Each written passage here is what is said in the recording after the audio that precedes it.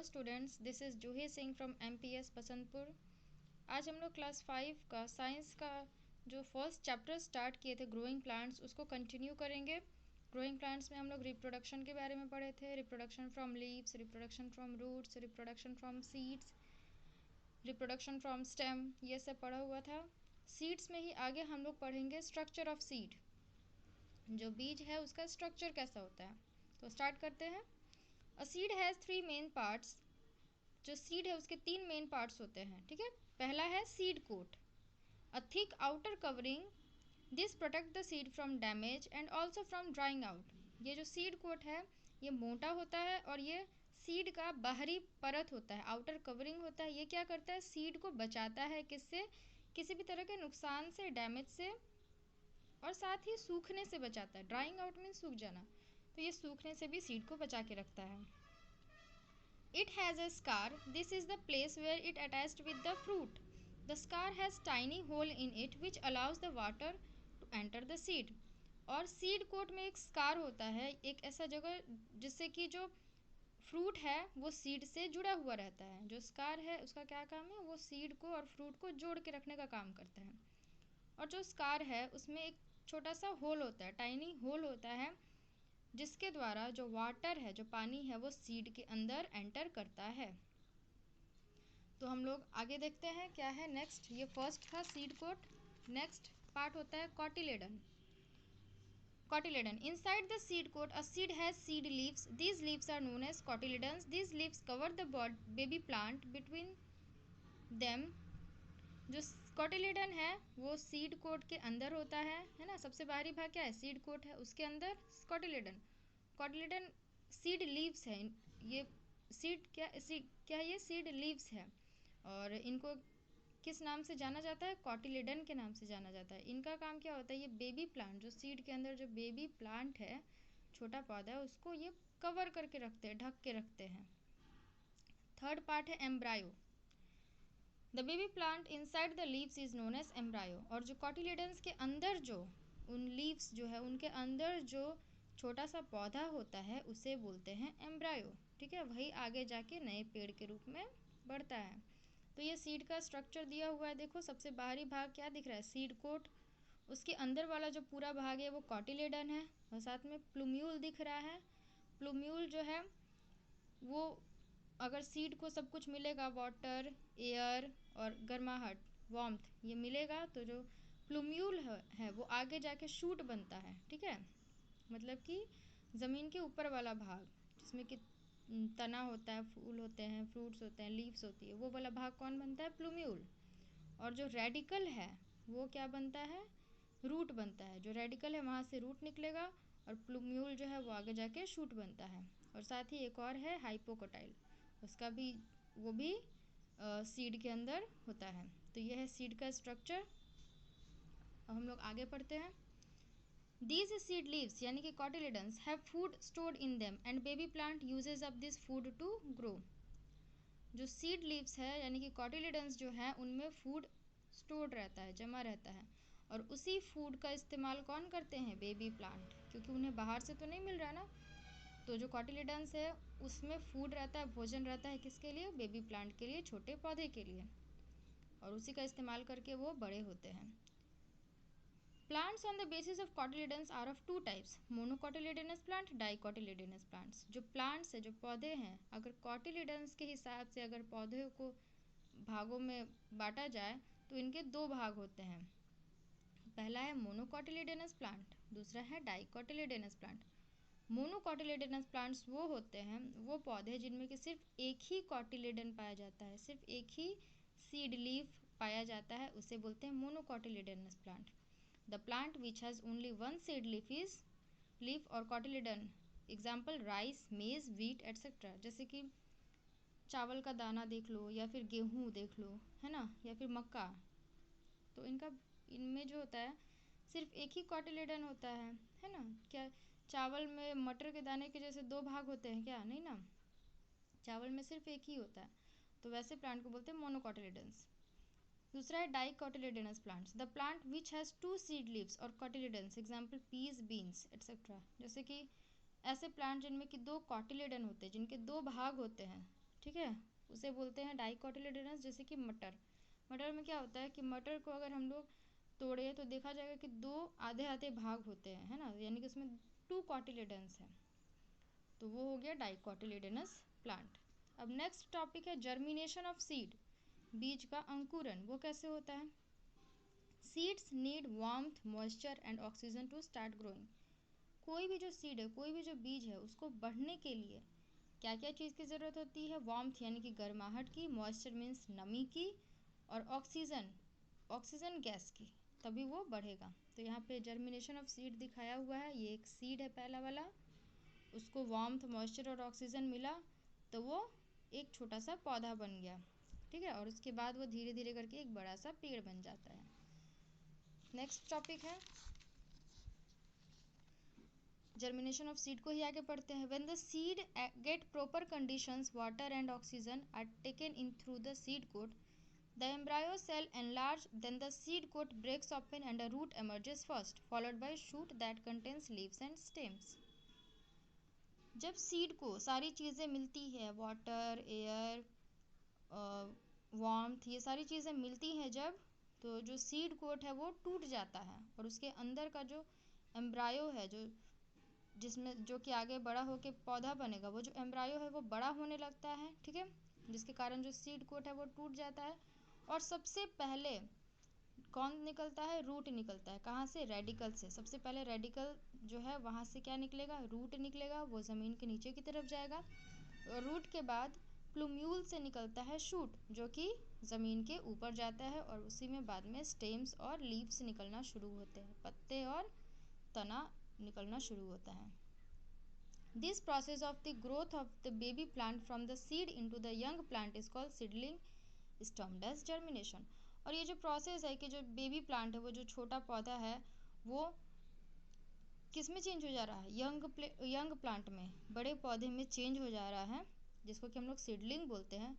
इसी प्रोसेस को बोला गया है जर्मिनेशन, ठीक है, अंकुरण।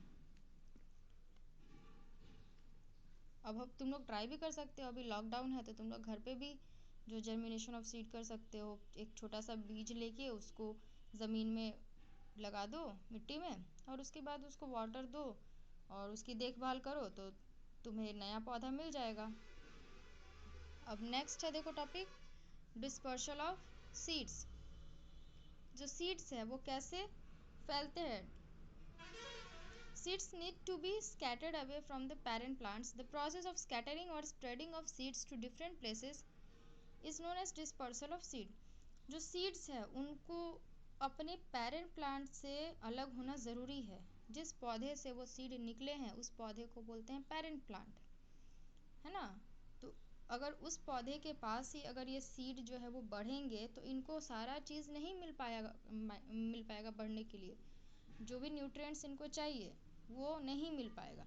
तो इसलिए ज़रूरी है कि जिस पौधे से ये निकले हैं, यानी कि जिस पेरेंट प्लांट से ये निकले हैं, उस पेरेंट प्लांट से दूर जाके ये कहीं पे बढ़ें, ताकि इनको सारा न्यूट्रिएंट्स मिल पाए, ताकि ये अच्छे से ग्रो करें।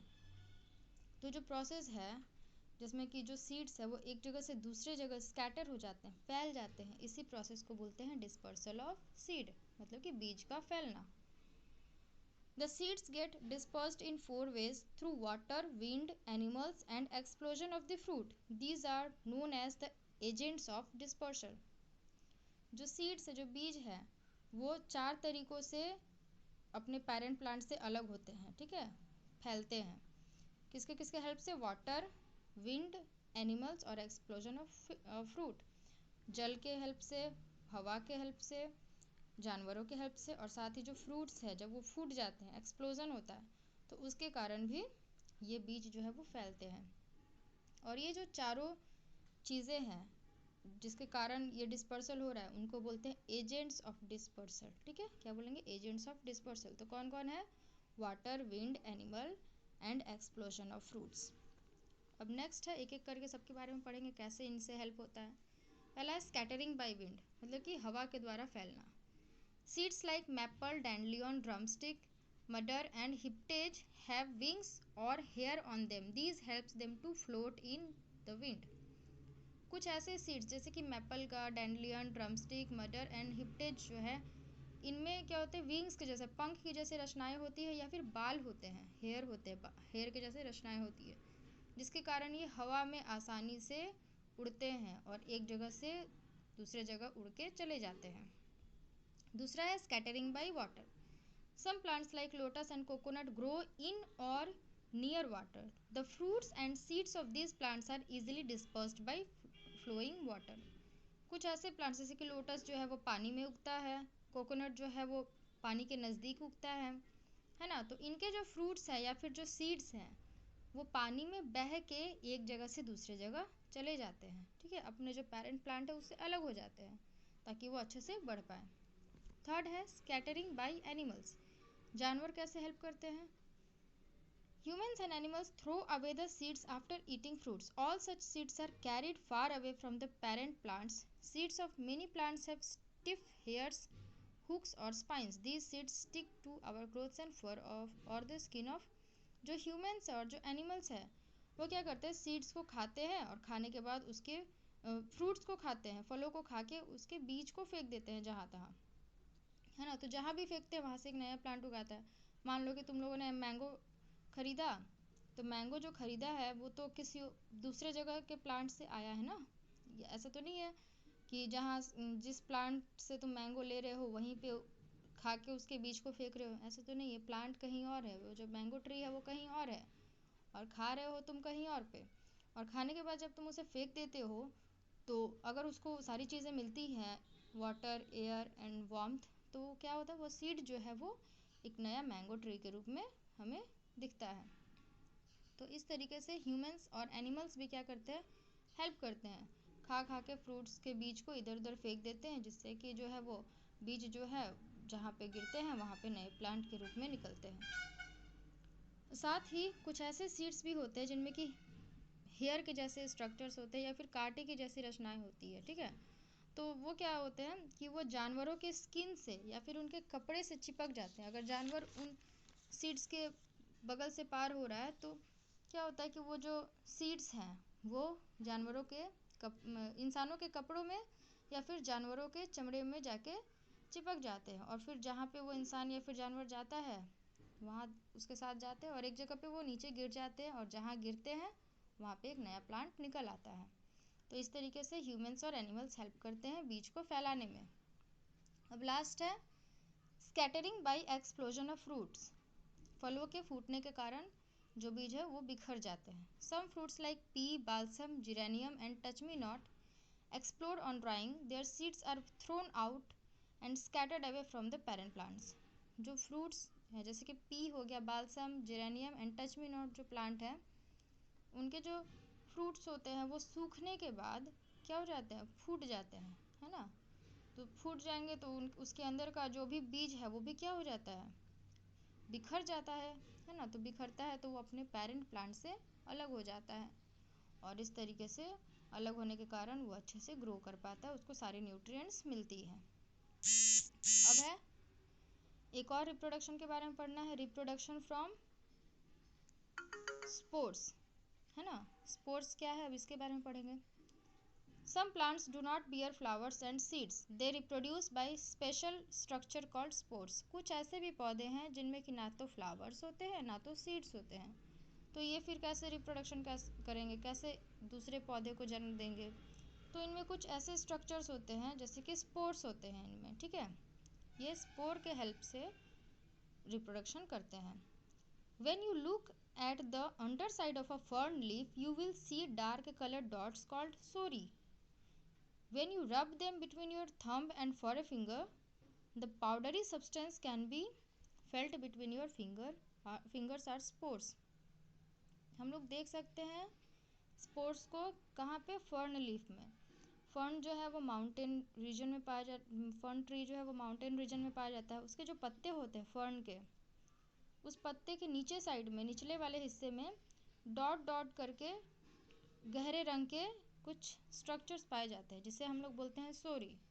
और इस सोरी को लेके जब हम लोग अपने अंगूठे और पहली वाली उंगली से जब उसको रब करते हैं, जब मसलते हैं, तो हमें पाउडरी फील होता है, मतलब पाउडर के जैसा फील होता है।